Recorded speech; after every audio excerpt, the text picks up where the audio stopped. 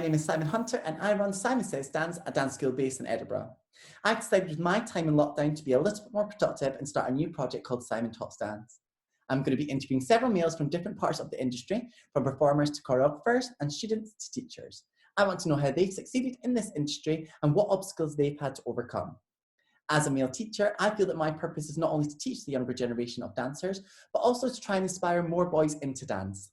The dance industry would not survive without males, and with so much support behind similar campaigns all around the world, I wanted this to be spoken about on a more local and interactive platform. So today I'm going to be interviewing David Danville. He is from Hull, and he is a dancer, teacher, and choreographer. He is the owner of Skyline Studios in Hull, and he produces and directs several shows every year. He's also taught at very big conventions alongside names such as Brian Friedman and Janis Marshall. So let's see what he's got to say today.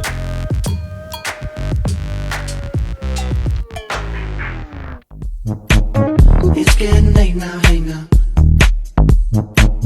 She sips a Coca-Cola. That's what you're coming for, but you drop your back to the floor. It's getting late now, hey now.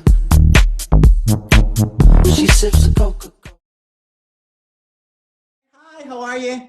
Hi, how are you doing? Yeah, good, thanks. How are you surviving lockdown? Not too bad now. I'm kind of like getting used to it. I got myself a little routine that I'm used to. So yeah, I'm dealing a lot better. Moved online, is that kind of what you're doing as well? Yeah, I teach all my classes that I was doing via kind of Zoom or Instagram live classes. I've been doing a few of those, and I've also just signed up to Patreon, which is quite useful. You just upload your tutorials on there, and they download them, and it's a new way of doing things, and I kind of might actually continue to do it once I go back to normal teaching, because seeing like people from Australia and Dubai and places like that learning new routines, it is amazing, and it's kind of really rewarding to know there's people out there that want to learn new routines. So. And it's funny because from a negative situation, actually quite positive things are coming out of it. So it's kind of weird. Everyone's kind of got this new life almost. Yeah, that's why I'm saying I think I'm obviously not every week, but I teach 3 Zoom classes because it's my favorite thing to do, but they are very rewarding. So I definitely think I'll do a few of them. No, that's good. And it's good that as in this career, we are still managing, because there's a lot of careers that aren't managing to survive at this time. So we are quite lucky that we can continue and we can keep these kids from being lazy and doing nothing at home, because that's what a lot of my kids are doing right now. A lot. Yeah. TikTok. Yeah, TikTok, legit. Like their screen time is like 12 hours of TikTok. Anyway. So what I'd like to start with is I'd like to go back to the start for you, and I'd like to kind of know how you got into dancing in the first place. Now I know you started a little bit later, so what got you into it in the first place? So I kind of did like drama at school and loved it, and I've decided to go to kind of college and do like a performing arts course. Okay. I'd never done any dance at all until I was 16, and when I was there at college I was kind of strict, like I'm an actor, no dance, and then like getting us to act like trees and things, and I was so like uncomfortable moving my body because like I was a bit of an estate lad, so I was a bit of a like lad, like trying to be, and like it just felt weird to be doing dance, but I secretly loved it, and I kind of like started to do like 1 dance class a week, and I chose like dance options, and then I went off to uni to do performing arts, and then it just kind of like fed through that I was always like swaying more to dance and enjoying the dance side more. And my lecturers would always tell me you're a better dancer than you are an actor. So I was just like, but I used to rebel and be like, I don't want to be a dancer, I want to be an actor. But then I don't know, fell in love with it, I suppose. And that's the way my path led. And I've been teaching for about 20 years now. So exciting. It's cool though. And I also think if you were younger, obviously age 17 to start dancing is a lot later, but was there any dance classes or any local dance schools you could have gone to, or were you not aware of that? I wasn't aware of any. Like there was nothing that I was aware of. There definitely wasn't any street dance. Like I remember like coming across like the MTV Awards and being like mesmerized by all those like kind of NSYNC performances, and I was like, I need to learn this. And I remember like going through the Yellow Pages. You may be a bit young to like get the Yellow Pages and go through it, and I was like, I need to find like an MTV dance class, and there was just there was just nothing. And I remember going to a few, and it was like jazzy stuff, and it just like those split shod shoes that people used to wear. I was just like, oh, as much as I love jazz and stuff now, back then I just wanted to do like street dance. Yeah, exactly. And And it was the same up here as well. I feel like when I was younger, there was always ballet schools and there was kind of local things, but I did a lot of amateur theatre and kind of acting kind of stuff more as well. And even when I danced in those things, like I still was never pushed towards dance. I never thought like, oh, these girls are good at dancing, maybe I should go and try it out. Just kind of didn't even realize that I could do that. So I kind of feel like when we were younger, maybe it wasn't just as much accessible as it is now, and there wasn't all these different styles that people could try. And I think the thing like X Factor, Britain's Got Talent, has kind of made it a little bit more in the limelight, so everyone can kind of see what it's about, so more people want to do it as well. yeah. Oh, now if I was like 16 again now, I could go to a million classes in my little city. Like everybody does commercial. Yeah. Like it's everywhere. So I'm like, I get envious sometimes, and I think, God, I wish I had a commercial class to go to every week. Yeah, exactly. I know. It's almost like we're creating what we didn't have. So it's Yeah, quite. If this had existed when we were younger, we would have been loving life. Oh, I'd have been loving it. Yeah, exactly. So what I wanted to talk about is when you obviously started dancing, you were much later in your life, but obviously acting quite similar. You're in the performing industry throughout school. Was that ever an issue for you? Was that ever something that got touched on? Was it ever bullying, or how did that work for you? Yeah, I'd like to say there wasn't any bullying, but I kind of hid it from people. So Yeah. I really kind of like lived like a double life, and I Okay. kind of like played up to the kind of masculine, faked it, and then kind of did performing arts on the Okay. sly, really. And I kind of like, I used to say that I was going to do like mechanics or kind of like bricklaying. So I have actually got a qualification in bricklaying, because I started out before I went into performing arts. That's I kind amazing. of I did a summer of bricklaying, and I was like forcing myself to go down this route of like my friends. And then I was just like, do you know what? No, this isn't me. And I said, oh, I'm going to go do mechanics and go do something different. And then it kind of like, as time went on, people was asking me to fix cars. I was like, I just segregated myself from my friends, Yeah. really. So I didn't really get the bullying aspect, but I kind of, nobody knew what I did until much, much later. They would see things in the papers, like local papers and stuff, of me like performing at an event, and they'd be like, do you do performing arts? And it was never cool, never cool. To girls it was, but never like the lads, you Yeah. know? Yeah, and I think that's hard. I think that's really hard at any point. Like you said, it was much later, but some of the kids I teach, they're dealing with that kind of end of primary school, beginning of high school, so kind of age 12. And it is such a hard thing to almost hide something that you're so passionate about and that is what you want to do. And it's kind of like you kind of feel like you have to do this to fit in with mainstream, but actually, I actually prefer over here. So it's kind of Yeah. a hard situation to do. So then obviously you went to university, and then Yeah. when you came out of that, how did you first start getting into the teaching kind of side a bit more than kind of the performance side? Well, I kind of, after my degree, I had like massive dreams. I was like, I'm going to move to London, be a dancer. I literally moved down there for like 6 weeks. I went to like a couple of classes at Pineapple, and because I'd done no dance training or no commercial classes or anything, I was so bad. I was literally like the worst in the room, and I was just so scared of London that I was like, no, I'm going home. Yeah. And I luckily got offered a lecturing job at the college that I went to. Okay. So I went straight into full-time teaching, like, and I did 10 years there. And then I just decided to open my own dance school. So I kind of like fell into teaching, but I always loved it. Like, and obviously everyone wants to go down that performing route, but I don't know, I was always happy teaching. I love teaching. I love like the rapport with your students, and I love seeing people develop and go on to great things. Like, I take great achievement from that. And as much as I do perform now and again, I don't know, I enjoy teaching more than I do performing, put it that Yeah. way. It's always a little bit too nerve-wracking for me performing. You're exactly the same as me, and it's funny because people are always like, when it comes to like shows, whatever, they're like, when are you going to dance, or put a video of you dancing? And I'm like, no, like I'm living my dreams through these kids. These kids will do it for me. I'm happy to kind of take a step back. Absolutely, like seeing your kids' faces like come off the stage or go onto the stage, and they all give me a high five and stuff. Like, I'm like actually crying all Yeah. the time, and like holding back tears, and it's like it's the most amazing feeling. And everyone's always saying to me when I'm put on shows, "You better be performing in this one," and I'm like, I'm nearly 40, like I don't want to be performing. I secretly do enjoy it, Yeah. like when you do it, and I know like, but they do push and push and push, and I'm like, just let me sit back, you I know. know. And also sometimes I'm like, it's not about me, it's about the kids. Like, although I've created this, it's about the kids. And it is really hard to get that balance. But you're right. I think everyone kind of comes out of training or out of their career and they're like, I'm going to perform. But actually, I've always been on the same side of like, I prefer teaching. It's a comfortable place. And also, I feel like it's quite like a safe place. You know that you've got guaranteed income. You're not going to have to be a waitress for half the time. Do you know what I mean? You're still doing your job and you build up as well. So it almost becomes like a little community that you've created, which is amazing.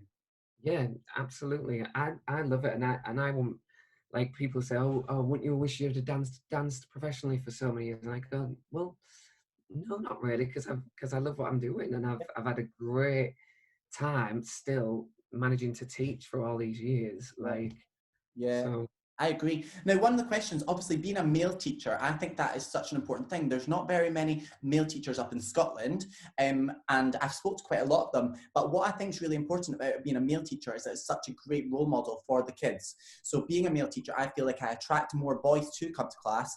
Although my style is quite sassy and commercial, it still attracts more boys into the dance school and then they can find out kind of where they want to go. And I kind of feel like that's something that I really enjoy and I kind of wish that I'd had a male kind of teacher that I kind of when I was younger to have looked up to. So do you kind of feel like you attract more boys being male as well? I'd love to say so, but unfortunately, my school is mainly girls. I think we've got about 3 or 4 boys Yeah, compared to like 40, 50 girls. But yeah, I do massively. Whenever I see like a boy come through the door, I try and get that kind of encouragement, yeah, and instantly kind of like, come on, you've got to do this, and kind of. But they do see the majority girls, and you see it the minute they walk in the door, their faces just drop. yeah, Because so that's why I feel as a male teacher to kind of like go up to them and kind of just say, do you know what? And I think it does help. It massively does help. And I have got 2 twin boys at the minute that are just like incredible, and like yeah. they are sticking with it. I'm not letting them give it up. I think I've Like, seen a wee video of them. They're like really, really talented, the two of them, aren't they? yeah, identical, like dance exactly the same. They're gonna be special. I'm telling you, like I Yeah, love them to death. And they don't care. Like they walked in the door and went straight to the dance floor. And I think maybe that helped that I was a male teacher. I don't know, but you just get some people that come in and just take to it, and then unfortunately you get those that literally see the girls and they just go no. And I yeah, get a lot of boys that do come and they sit at the sides because they've done Fortnite or like yeah, the yeah. Fortnite dances and things, and they sit at the side and then they see the room full of girls or what kind of movement I'm doing, and I see the faces drop, and I'm like, I really wish my school had more like different styles to offer, but Yeah. in Hull there's just not a market for that majority. Like I Yeah. wish there was more people. And it is such a hard thing to try and help everyone. And the thing is, you want to try and do it. And I've tried boys only classes, but in actual fact, I think what happens the best is when they're all together. I think the boys actually buzz from the girls. It's a bit of competition. And I actually think that in the class where there is lots of boys, they actually all help each other as well instead of just being the only boy. And the one thing that really annoys me being a teacher is, and you might have got it as well, is when the mums phone and they'll say, oh, my son really wants to start dancing, is there any other boys in the class? And you have to kind of be like, well, there's not, but if he likes it, get him involved, because at the end of the day he might love it. And it's always kind of like they're kind of defeated before they've even started. I know. Do you know, I hate that question. Why do they ask that all the time? Is there any more boys in the class? I know it's to try and probably make them feel comfortable, but it's just always that question that makes me think, just come and watch what we do. Like, I'm a male teacher. Yeah, And exactly. we've got 2 other male teachers that teach for us. And it is, I can understand the concerns, but yeah, I do wish there was more boys, because then I probably wouldn't lose the newcomers that come and look Exactly. at me. And I think as well, once you've got a few more join, it's just trying Yeah, to get like that core of boys as well. Now, you yeah. just mentioned that you've got some male teachers there. Now, obviously, your dance school, you've got amazing names that come out that are your friends that teach alongside as well. And that's amazing because I feel like that's, again, role models for these younger kids to look up to. Obviously, up in Scotland, there's not as many big names of the industry up here, but that's such an amazing thing for your kids to be getting taught, not only by you, but also these other people who are doing amazing jobs as well.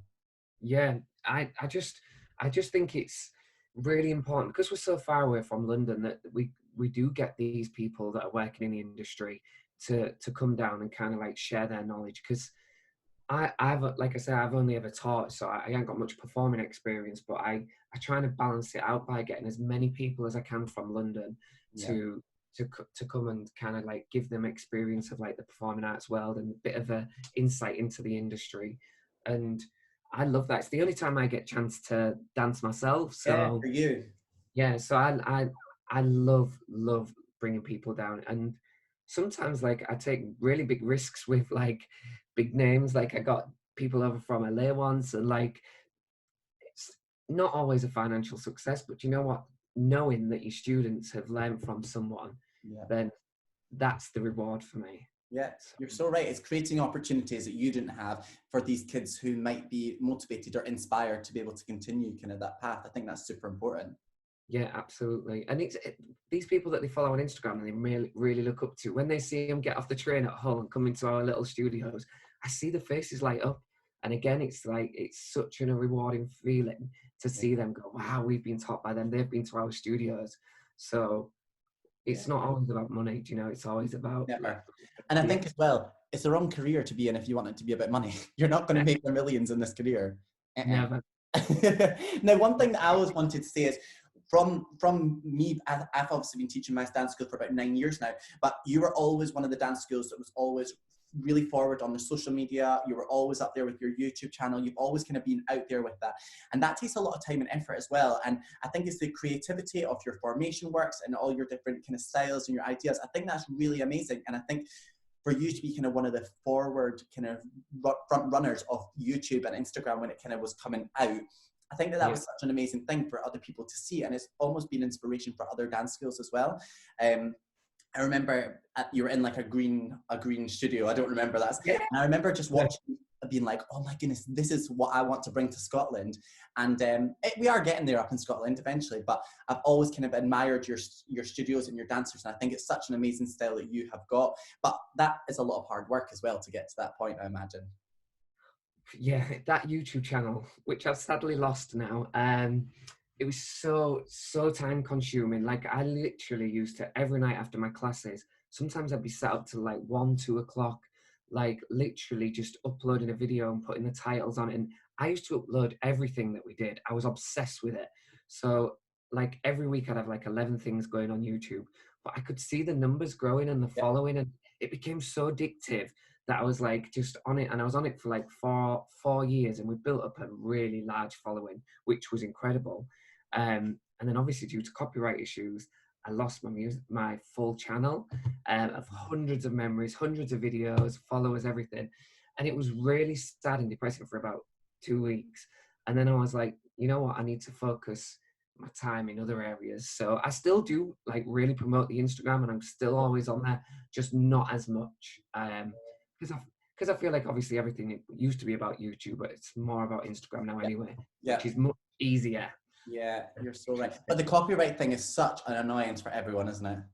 Oh, I hate it. It's always something that like you're so proud to like promote and show, and then they can just take it away from you in a second, and it's just there's nothing you can do about it, and it literally breaks my heart sometimes when you've created something with your students and you're so proud of it and you're like, yes, and you want to show it off. Of course you want to show it off, and then it just gets blocked and you're like, oh, and then everybody just goes on a downer.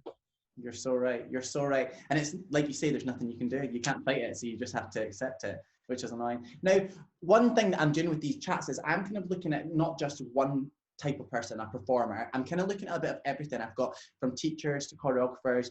I just want to get a little bit of everything, some students and everything, people that have been on West End. And what I want to know is if you could go back to the start, so for you specifically, and instead of starting at the age you did, if you could have gone back to the start, is there anything you might have changed to maybe have a different outcome?